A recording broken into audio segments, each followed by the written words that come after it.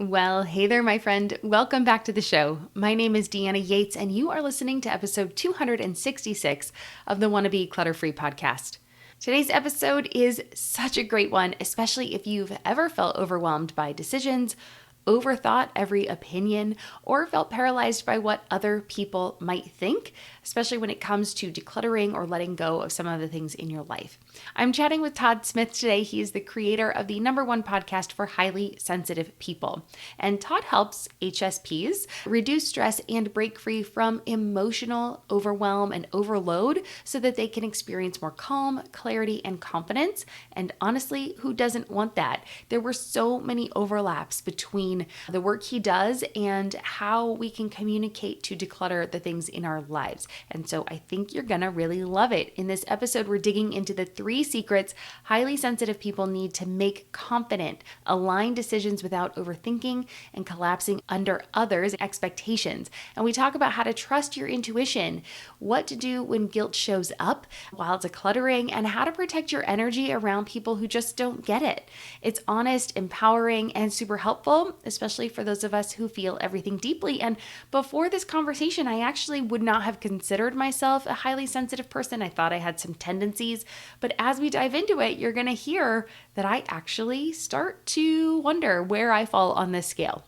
But before we dive in and we hear all about that, I want to say a quick thank you to you for joining me today. If you enjoy this episode, please hit subscribe or follow so you never miss any of these thoughtful conversations that I have planned out for you. And if you've got something you want me to cover or a question about decluttering, organizing, or simply living better with less stuff, well then come find me on Instagram. I am at Wannabe Clutter Free, or you can join our private Facebook group. It is the Wannabe Minimalist Family Group over there. All right, and one last thing, you can find show notes for today by going to wannabeclutterfree.com/266. Again, wannabeclutterfree.com/the number 266. All right, let's get to it. Well, hi, Todd. Welcome to Wannabe Clutter Free. How you doing today? Doing great. It's so great to be here with you. Oh, I am thrilled to have you. This is going to be an interesting conversation. Well, let's get on into it. So, why don't you tell us a little bit about who you are and what you do? I help people reduce overwhelm and eliminate stress and find what I like to call true inner freedom. And I specialize in highly sensitive people. I'm a highly sensitive person, and I basically teach stress management for these particular types of people. I think we have found the perfect place to have this conversation because I'm all about reducing overwhelm. But before we jump into that, can you maybe start by defining what a highly sensitive person is for those that might not know?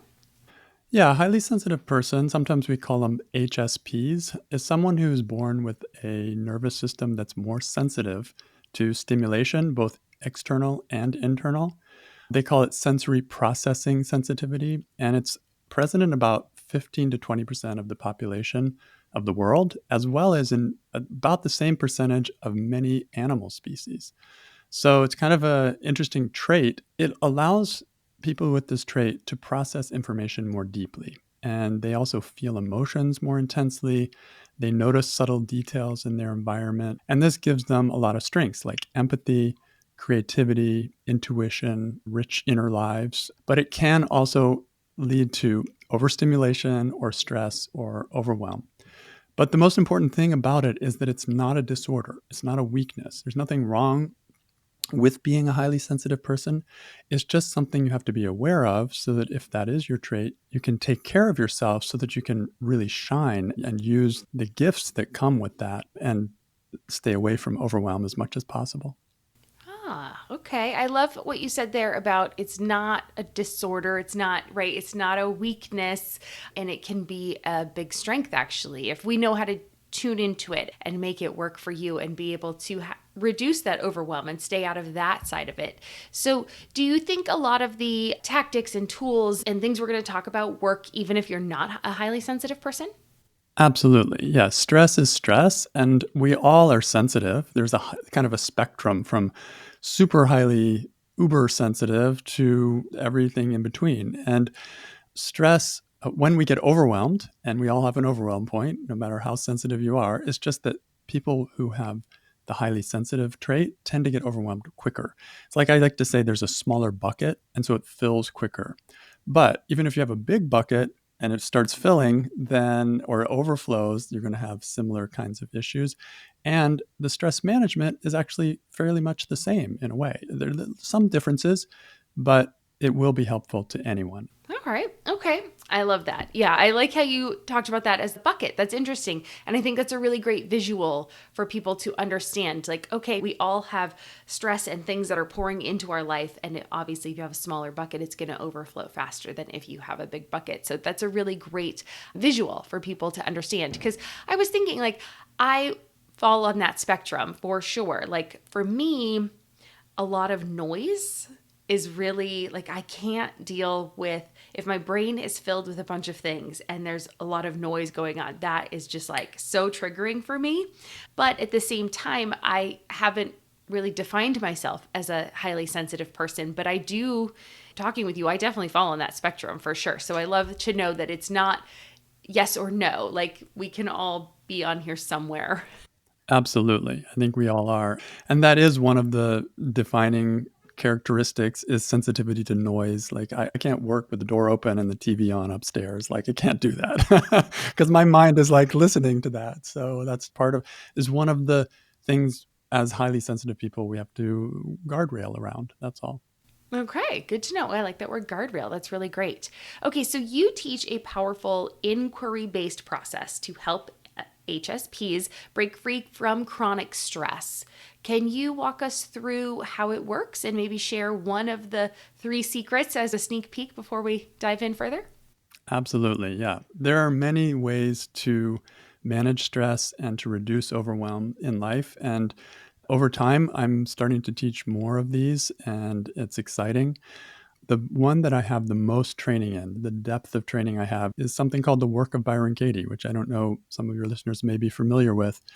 It's a way of questioning stressful thoughts in specific moments where you got triggered. And basically, when you identify a moment and look for the stressful thoughts that you're thinking in that moment, it's amazing what is sitting in there, what you're actually believing. And you may be believing it 100%, but this process allows you to pick one of those thoughts and then go in closely and really kind of challenge yourself to see if that's really the whole truth. And sometimes it may be true, but it's not the whole story. And so I always encourage my clients to challenge themselves with these questions, but also remain true to their own experience. And so it's this balance between staying grounded, but at the same time stretching a little bit. So the work of Byron Katie's 4 questions and turnarounds, things like, is it true? Can you absolutely know it's true? This is challenging a thought that you're believing.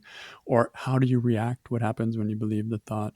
And who would you be without the thought? Like it really stretches and challenges you. And then could the opposite of that thought be true? This is the way we explore with this process. And, there's worksheets for it, and it's an amazing process in and of itself. I find that when I ask myself for a deeper truth, when I look from a deeper point of view, then it brings me out of this more constricted space where I'm feeling stress or I'm feeling overwhelmed. Because often it's my thinking, not just the situation. One of the secrets, if you say, of how to deal with stress and be able to make more aligned decisions and be more confident is listening to yourself. This is something that we are not trained to do necessarily, even as kids. We find our truths outside. We get a lot of encouragement and positive and negative to listen to others, to conform, to do that kind of thing. But we need to spend time alone sometimes to ask ourselves, what is it that we see? How are we seeing it? How are we experiencing this? And with this, it can often open up perspectives that we didn't have at all.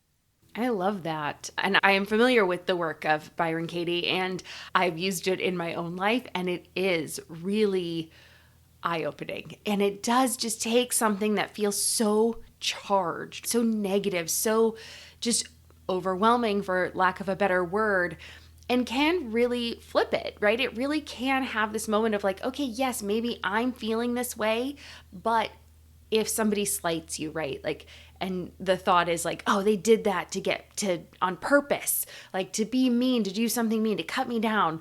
It's like, okay, is that true? Like, maybe, but am I 100% sure? No. That's why I love that second question. And it could be that I am feeling slighted, but they also didn't mean to do it at all. Like, both things can be true at the same time.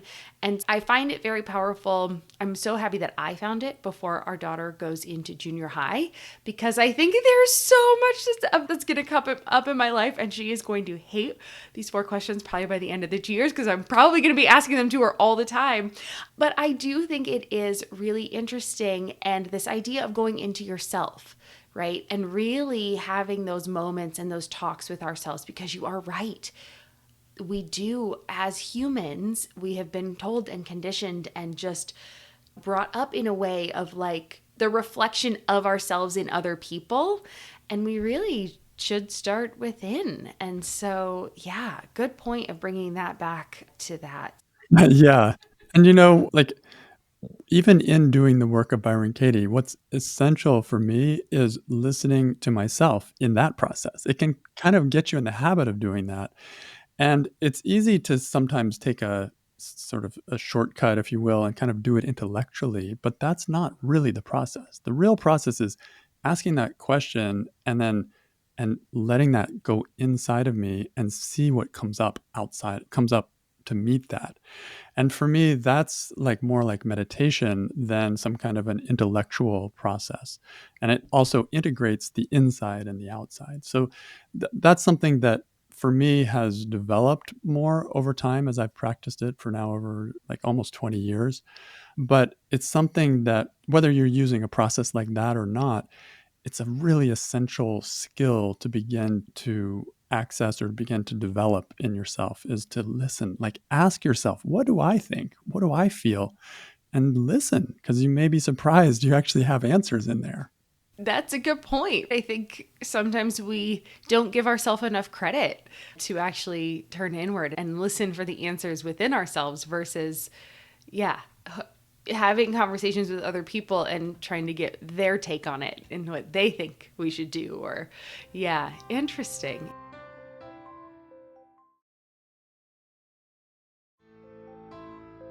And because we all are different, right? We're all different people. And I talk about that a lot on this podcast of like, I want to help you clear the clutter, clear all that out so that you can live the life that you want to live, not the life that I'm living, not the life that you see on social media from other people. It's whatever the life is that you want to be living. And so I want to bring this back around to decluttering because that's what the show is all about. And the guilt that we often feel when we're decluttering, whether we get stuff that were gifts from family members or whether we feel like we bought something and we never used it. And that brings up the shame of, I should have done this, all these quote unquote shoulds. I should be able to handle this stuff. I should be able to just declutter all my stuff. I should be happier with less. Like so many of these feelings come up. What advice do you have for somebody who is a highly sensitive person who might feel emotionally torn when they're letting go of any of their clutter, whether it's useful stuff they thought they were going to use, gifts they received, or even sentimental clutter? Yeah, it's a great question and very, very relatable. No, absolutely. And I think this almost anyone can fall into this feeling of guilt when decluttering. But I think for highly sensitive people, it's even more of an issue because highly sensitive people tend to be more attached to meaning and history and the relationships behind things. So when we declutter, we're not just letting go of an object. We're often facing layers of emotional meaning attached to that object. And it might even feel like we're rejecting the person who gave it to us or betraying a memory or even being wasteful. I didn't use it. So, what I often suggest is instead of forcing yourself to declutter ahead of where you're ready, slow down and do some gentle inner work first. In other words, declutter your emotions or your thinking and then come back and start looking at your things. Because if there's a big resistance inside, that's something that is also worth looking at. And it's something that's coming up for a reason. So if you spend the time and really look at it, you can often deal with it, become clear about it, and then go back into the decluttering with an open heart and enthusiasm. So you can ask yourself things like, what am I afraid might happen if I let this go? And just notice, what are the thoughts there? This is where you could use the work of Byron Katie, or even just noticing them can sometimes just cause that broader perspective that makes you kind of let go a little bit. Or like, whose feelings am I trying to protect? Or am I keeping this because I genuinely love it or because I feel obligated? And so you can use those kinds of prompts to ask yourself, what's going on behind the scenes here? And then if you find something that is stressful that you want to question, then that's where those 4 questions of the work can really be helpful, because I think the forte of the work of Byron Katie is loosening attachment. I think that's what it does best. It's not like forcing you to stop thinking something. It's not saying, turn it around and kind of smack you in the face. It's not like that. It's gently saying, have you considered this side? What about this side? Let's look at all sides. And over time, when you do this process, usually in a fairly short amount of time, your mind starts to expand and you start to find the grip that you had on certain ideas loosening. And when that happens, then decluttering can happen in a very enjoyable way instead of a stressful way. I can hear people on the other end listening to this going, in a joyful way? Well, why else do we do decluttering? Like, what is the purpose of it? Yeah, I think a lot of people declutter because they want the end goal, right? They want the peace, but the process itself isn't necessarily fun. I was actually just yesterday, I started going through our garage again. And, I think it's also a little disheartening for some people knowing that it's never done, right? As long as you're bringing stuff into your home, you're going to have to take things out of your home as well. Unfortunately, it just is how it goes. However, I am finding more joy in the decluttering process now because I've been doing it for a while, right? Because I don't have as many emotional attachments to the things. And I always tell people never start in your garage. So clearly I'm not starting in the garage. I've been doing this for a long time. But I'm going through our bins, right? I just went through and I'm doing like one bin at a time, just like I tell people to do, because our daughter is growing up, right? She doesn't fit the things she fit last year or the year before, right? Like these growth spurts are legit. And so we had an old life vest that doesn't fit her anymore and just worn out water toys and other things. But we also found some other items that she had forgotten about. And now we can play with them this summer, as it's just starting now in June when we record this. The episode will come out in July, but it's nice for her to now have a reminder of, oh, right, those things are here and she can play with them. And then also if she doesn't play with them, then they can be decluttered. So it really can become a process that isn't so daunting and it isn't so exhausting to declutter if we can do it in smaller chunks. And once you, just like everything else, right, you're building up your muscles. The more you do it, the better you'll get at it. The more you ask yourself these questions, the better you will get at it. The more sides you will see, the more it will kind of just loosen up and not feel so heavy. And so I really appreciate that aspect of it. And I like that you brought that up, that it doesn't have to feel so hard. We can find joy.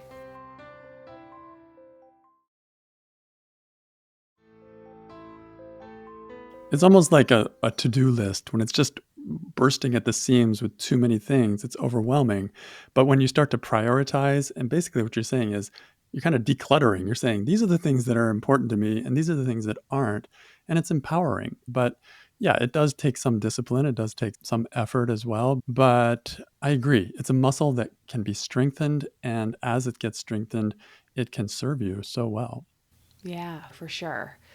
Okay, so what can someone do when they are surrounded by maybe pushy or opinionated family members who might shame someone for decluttering or making decisions that don't align with quote, how things have always been. I've had this question in the past where someone's like, I want to declutter, but my family will definitely notice that I've decluttered things. They're going to give me a hard time about it. How can you help someone like that? Yeah, this is a tough one, right? This is very hard, especially for highly sensitive people, because we are wired to avoid conflict and we often take responsibilities for other people's emotions. And so, even when they disapprove of our choices, we may still be almost siding with them or wait or looking for a way of staying joined with them. And so, it takes some depth, some opening, some inner work to be able to navigate this, but it is possible. Basically, when family members or people are strongly opinionated or shaming, it can trigger up an old pattern inside of ourselves. And we may need, it's like that need to please or to gain approval. And we may be thinking, like, if they're upset, I must be doing something wrong. And so we start to doubt ourselves. So the key is to gently separate their reaction from your decision. And for me, it's really empowering to see that we're separate people, that even though we work together and we work as a family, there are separateness too. And that I'm allowed to make some decisions in certain ways. And they're also allowed to have certain reactions that it actually has more to do with them than with me. And so separating this it's inner work, right? It's not just like flip a switch and that's done, but it is something that can be strengthened very much. I know when I first started doing the work almost 20 years ago, I was so in my partner's business and I was so just controlled by that, really. And so what happened is I began to explore inwardly and to challenge the idea that I was a victim of the external person. I started to see how much control I actually have and how many rights I actually have within my world. And I also started to see where I might go beyond where it's sort of my area of control and start trying to control the other person. And that was off too. So I had to get really clear about where the boundaries are and stay in my lane, if you will, but also allow other people to stay in their lane. But if they start trying to change my lane, then like, oh, wait a minute, this is mine. So it's something that has to come through awareness. You can't just technique your way through this. But if you can look closely, and why I love to do it is in specific situations where this comes up, then it can become clearer and clearer. Yeah, it made me think of the flip side too, as now being a parent, right?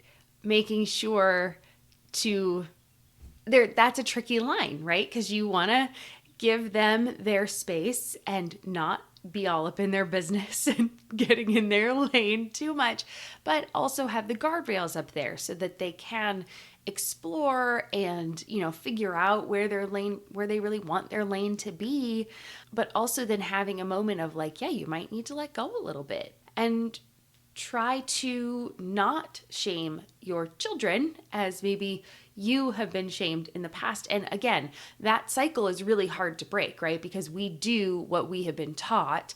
And so someone who is listening to this that is struggling with their family members, making them feel ashamed for the things that they are wanting to declutter or let go of, then also thinking about how we can break the cycle and not pass that on as well. I heard a lot of that in what you said there. And so, yeah, it was just interesting how that can be reflected back to both generations, right? You can be that sandwich in the middle and then how do we help people be the stronger person and not continue that cycle? Absolutely. And it's a challenge. We're trying to have two things coexist where on the one hand, we're holding our experience, and at the same time, we're allowing them to have their experience. And so this is such a gray area, and it requires a large perspective if possible. One thing I also think helps with this is to keep looking back at your why. Like, why did you decide to declare this? And what is it that's inspiring you to do that? Because that is something real for you inside. And that can become an internal reference and it can often weather the storm of other people trying to guilt and shame and that kind of thing. Okay. Yeah. You have talked about the difference between an intuitive yes and an overthinking should. So, how can HSPs begin to recognize that voice of their intuition and not only just recognize it, but then learn to trust it? Yeah, this is one of the most important inner skills for everyone and for highly sensitive people, especially because we're so tuned in to everything going on around us. We're so aware and we're so empathetic. It's something that takes time to develop, of course, but it is something that is super important for happiness, for health, for just being able to get along with other people. And so the way I tell the difference between intuitive yes and an kind of overthinking should is that the voice of intuition feels quiet but clear. It's something quiet, it's like a whisper almost, but there's a clarity about it. Whereas the voice of overthinking feels loud, it feels anxious, and it has a lot of what ifs. And so it's complicated. Whereas intuition just is, it's like a feeling. When intuition comes, it's usually like a kind of a calm knowing. And you may not be able to explain it logically. It's just, this feels right to me. Overthinking, on the other hand, tries to calculate every possible outcome and avoid every possible mistake and try to make everyone happy. And so that's the difference. And one way to start tuning in is to practice pausing and asking yourself, like, if I didn't have to justify this to anyone, would I feel like what would feel most peaceful right now for me? What would I choose? What choice feels lighter in my body? Intuition often speaks through the body and it can give a sense of ease or relief or, like a gentle excitement, even if you may feel nervous about acting on it. But this is how you begin to find that small voice in you that can become clearer and stronger with time. It requires asking for it, and it requires giving yourself some alone time to find it. Because I find even just sitting next to somebody or being in the same environment with somebody, I may find myself influenced by what I think they're going to think about what I think, which is complicated. It is, but I have felt the same way. Like, I understand exactly when you say that. I have made the comment of, and it's so silly because nobody in my house is really like keeping tabs on me or wondering about what I'm doing. Like, I'm an adult, it is fine. However, when I have the house to myself, it is a completely different experience than when I am here at my desk and my husband's in his office doing his work and my daughter's in her room, working on whatever she's working on, right? Like, so the fact that we are all home, there's still a different energy in the house than when I'm home alone, and I might still be doing the exact same thing that I'm doing right now, but yet there's just a different feeling about it. Perhaps I'm a little more sensitive than I thought. Yeah, it sounds possible. I might be a little bit further on the spectrum than I thought I was, which is okay. And do you think maybe for those of us, somebody like me who is sitting here going, huh, okay. First, I guess, what else should we look out for? Or is it possible that we have just been like pushed it away because societally or through not our parents' fault? It's not their fault. Everyone's doing the best they can, right? That is one of the things I have come up with in those 4 questions is like, you know what? We're all doing the best we can with the information we have at the time. And I don't think we are purposefully hurting other people around us. What are there other reasons why we might have pushed that down, or are there things we should look for? I don't know. I find that interesting right now that I'm finding myself further down this path than I thought. Yeah, I think there are several things. One, first of all, sensitivity in our culture is not something that's genuine or generally praised or thought of as a good thing. A lot of times people associate sensitivity with the experience of overwhelm, which is sometimes associated with sensitivity. So people tend to think, oh, you're sensitive, you're too sensitive. There's something wrong with you. There's something that needs to, like, you're not able to handle stuff. There's something off. And so there may be a little natural shame built into our whole culture about that. And then, second of all, this whole HSP thing was only really discovered or really explored deeply with like in the 90s and over in these recent 2000 years. So it's something that's kind of new as well. So I don't know if that's part of it. There are probably things as well, but it's exciting to learn about yourself. And if you find that, oh, this is a certain characteristic I have, then you may want to learn more because there are some super powerful reasons why this highly sensitive trait has persisted in nature for all these millennia.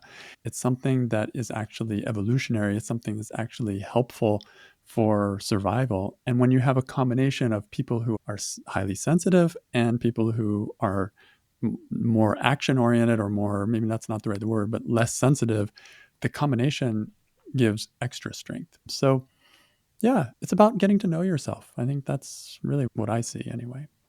Yeah, I think that's interesting. I get why you would have said action oriented, right? Because it does feel almost like the opposite of thinking and pausing.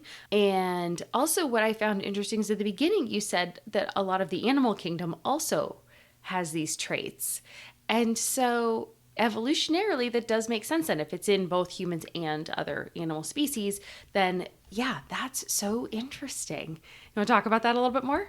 Yeah, like in animals, or you could say the same in humans, you can see how highly sensitive people are going to detect danger more quickly. So they're going to be aware of things that people rushing in to go on the hunt or something may not notice. There are many examples of where people, or and I guess animals as well, are more careful in how they forage for food, how they select a mate. There are many things like that where it actually is, in the long run, more effective because there's that pause and think characteristic of highly sensitive people.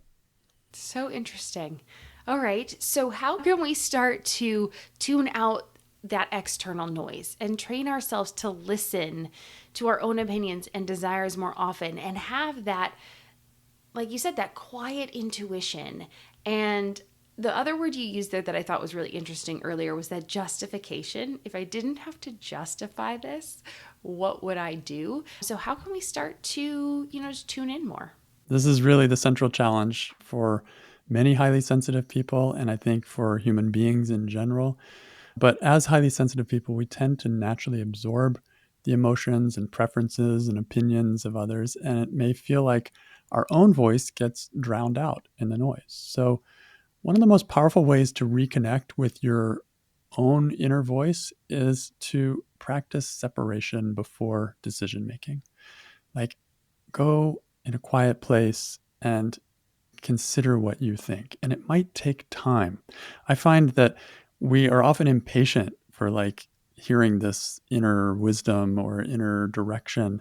And we're like, why can't I just ask and have it come right up? And surprisingly, it comes up faster than you think, but it also takes time. And I think one of the reasons for that is that that little voice doesn't necessarily feel safe because we've pushed it down so much. And so it just doesn't trust that you're going to give it time or going to allow it to actually be heard.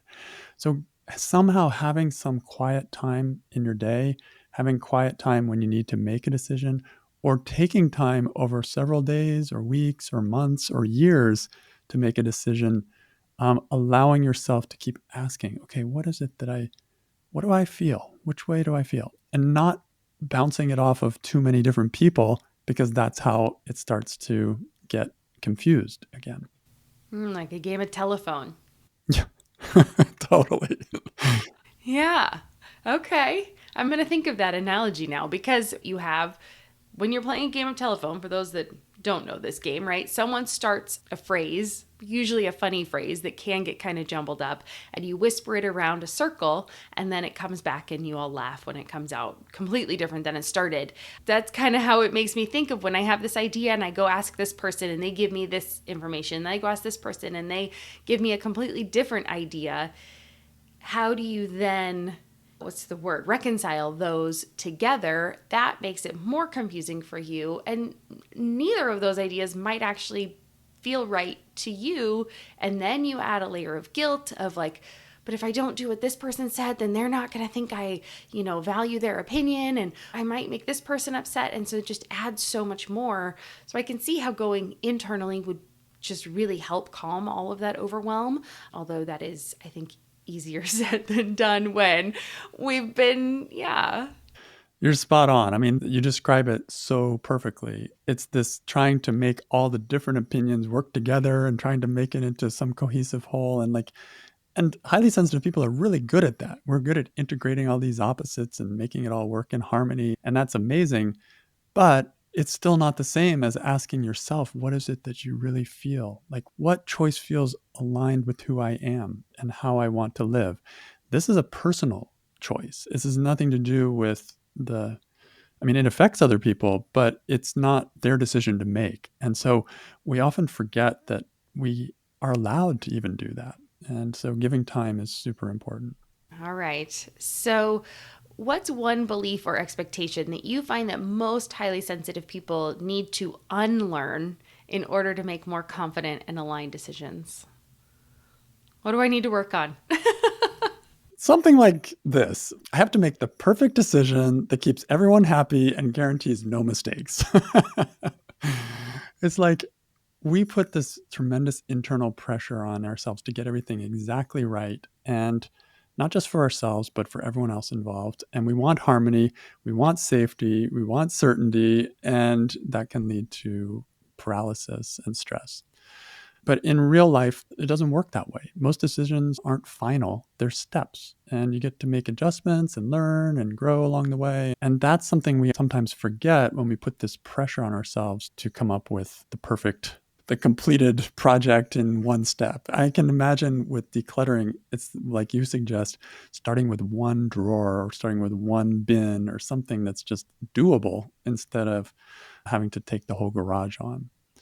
Oh, okay. I am finding myself more and more in these anecdotes that you're saying because, yes, I know that's not possible. And yet, if I think about it, that's what I feel. Like, I want that. I want everybody to be happy and this thing to be perfect and nobody to be upset and it all to be wonderful and go swimmingly. And I do put a lot of that pressure on myself. Oh boy, I got some work to do for sure, for sure.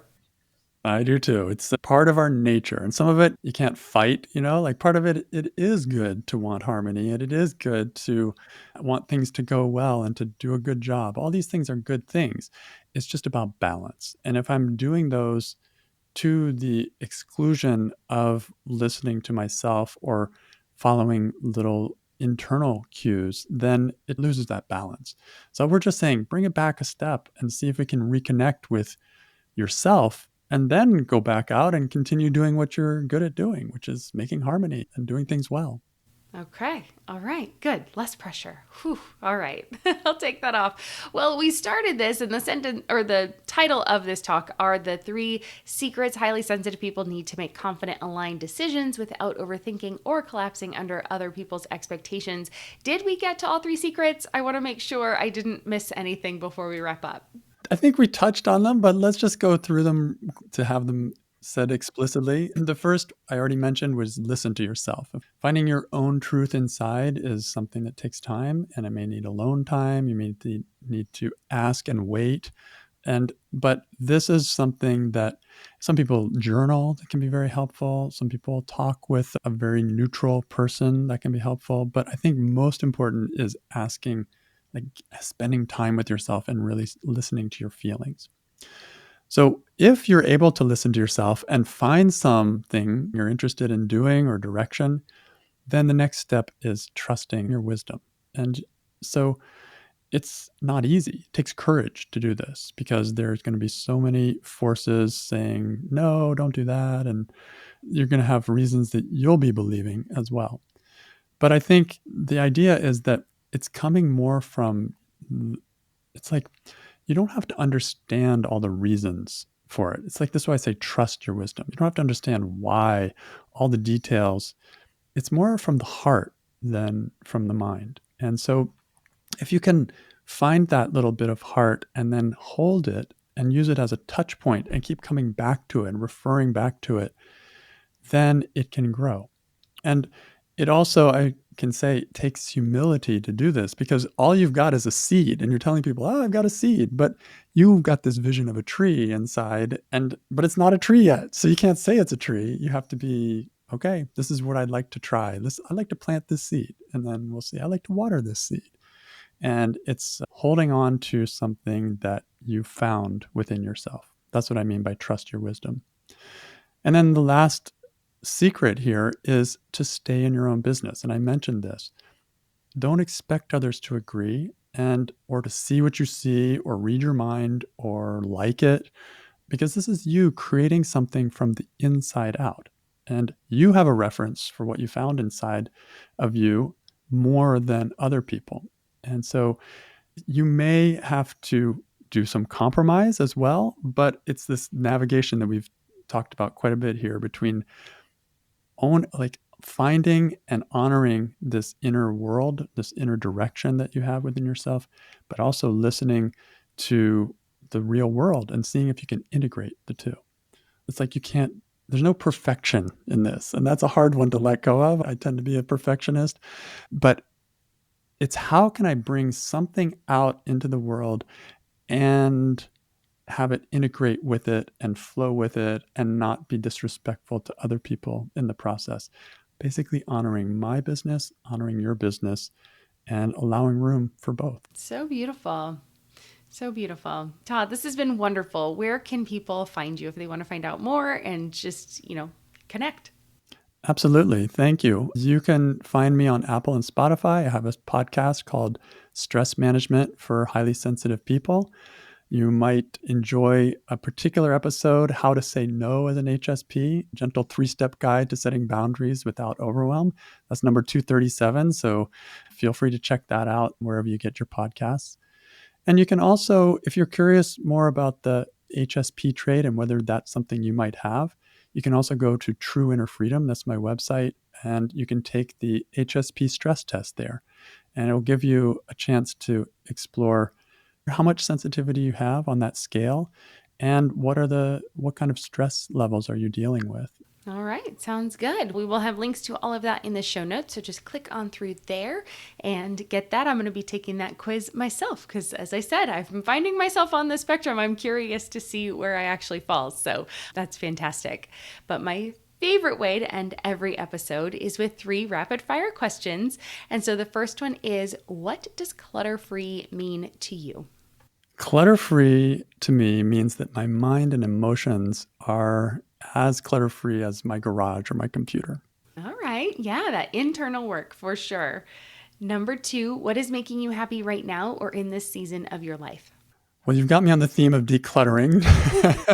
And I was rethinking what I've been doing for the last year, and I've really been decluttering my whole business. And I've got this whole new exciting focus on highly sensitive people. And it's actually taken courage to make some changes. And so I'm really having fun with this. It's something, just what I was describing, of there's a little feeling inside, like I want to go here, and then following that intuition. That's what's making me happy. Nice. All right. You've planted that seed, you're watering it, it's sprouting, and we can't wait to see it turn into a tree. So awesome. Yeah. And number 3, what is a goal you have for yourself this year? Probably lines along that. Yes, I have. I'll give you 2 goals, actually. One was, again, inspired by you, which is I'm planning to declutter our junk room, turn it into more of an exercise room this year. So I think that's been long in coming. And there's some old things I've been carrying from house to house for too long. And on a bigger level, business level, my goal is to have a new stress management course ready sometime this year for highly sensitive people. Nice. All right. Well, this has been fantastic. Todd, thank you so much for joining us and sharing your expertise and giving us some things that we can actually take into our lives and use them whether we are highly sensitive people or not. You're most welcome. It's been a real pleasure. I loved this conversation with Todd. His calm energy and deep wisdom feel like such a gift. And I hope you are walking away feeling a little more confident, a little more grounded, and maybe even a little more seen. Like I said, I was so interested to see where I fell on this spectrum. So I went and took the test. I'll give you my results in a little bit. But I know that it is easy to get wrapped up in what everyone else thinks we should be doing, whether it's how our homes look, what we hold on to, or even how we parent, right? But as Todd reminded us, your inner voice matters. It's worth listening to, and it might feel scary at first, especially if you're a people pleaser or you're a sensitive soul, or you've just been squashing it down for so long you're not even sure it's still there, right? It is the path to living a life that feels truly aligned. So please take some time today and start to tune into that little voice inside of you. All right, so here's your gentle reminder. You don't need permission to let go of something that's been weighing you down. You don't have to keep the clutter, physical or emotional, just because someone else thinks you should, okay?